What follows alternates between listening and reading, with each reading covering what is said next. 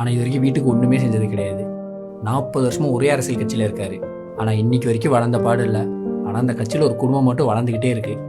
நாங்களும் என்னென்னமோ சொல்லி பார்த்துட்டோம், ஆனால் அவர் கேட்ட பாடு இல்லை. இன்னைக்கு பெரிய ஆளாயிருவேன், நாளைக்கு பெரிய ஆளான்னு சொல்லி சுற்றிட்டு இருக்கிறாரு.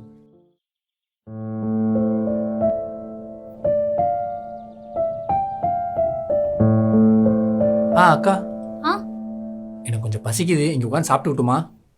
சாப்பிட்டுக்கோங்க, கொஞ்சம் சிந்தாம சாப்பிடுங்க. சரிக்கா, கொஞ்சம் குடிக்க தண்ணி மட்டும் கிடைக்குமா? கொடுங்க.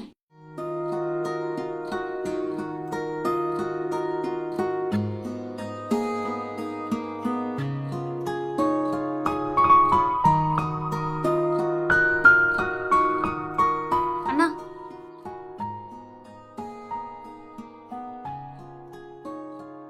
ரொம்ப தேங்க்ஸ் மேடம். என்னப்பா பழைய சாதத்துக்கு தொட்டுக்க எதுவும் இல்லையா? இல்லை மேடம். அம்மா எதுவும் சமைக்கல? அம்மா இங்கே இல்லை, அம்மா ஊரில் இருக்காங்க. நான் மட்டும் தான் இங்கே தனியாக இருக்கேன். ஓ, பொரியல் மாதிரி ஏதாவது செஞ்சு கொண்டு வந்து சாப்பிடலாம்ல? அதுக்கான நேரமும் இல்லை, கையில் காசும் இல்லை. காலையில் 6 மணிக்கு வேலைக்கு வரேன். வேலையை முடிச்சுட்டு வீட்டுக்கு போகிறதுக்கே 6 மணி ஆயிடுது. நடுவில் ஒரு 8 மணி நேரம் நின்னே வேலை பார்க்குறதுனால உடம்பெல்லாம் வலிக்க ஆரம்பிச்சிருது மேடம்.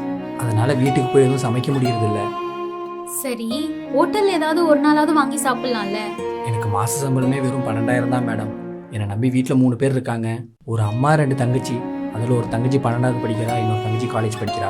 ஹோட்டலுன்னு சாப்பிட்டுக்கிட்டு இருந்தா வீட்டுக்கு எப்பவுமே பணம் அனுப்புறது, தங்கச்சிங்களுக்கு எப்பவுமே படிக்க வைக்கிறது. அப்பா இல்லையா? இருக்காரு மேடம். ஆனால் இது வரைக்கும் வீட்டுக்கு ஒன்றுமே செஞ்சது கிடையாது. 40 வருஷமாக ஒரே அரசியல் கட்சியில் இருக்காரு. ஆனால் இன்னைக்கு வரைக்கும் வளர்ந்த பாடு இல்லை. ஆனால் அந்த கட்சியில் ஒரு குடும்பம் மட்டும் வளர்ந்துக்கிட்டே இருக்கு. நாங்களும் என்னென்னமோ சொல்லி பார்த்துட்டோம், ஆனால் அவர் கேட்ட பாடு இல்லை. இன்னைக்கு பெரிய ஆளாயிருவேன், நாளைக்கு பெரிய ஆளான்னு சொல்லி சுற்றிட்டு இருக்கிறாரு. அம்மா என்ன பண்றாங்க?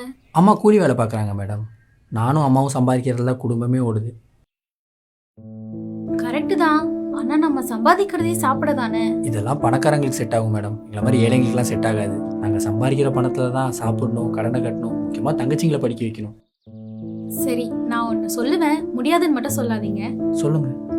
இனிமே நானே உங்களுக்கு சாப்பாடு தரேன், வேணான்னு மட்டும் சொல்லாதீங்க. எதுக்குங்க உங்களுக்கு கஷ்டம்? நீங்கள் கொடுக்கணும்னு நினச்ச மனசே போதும்.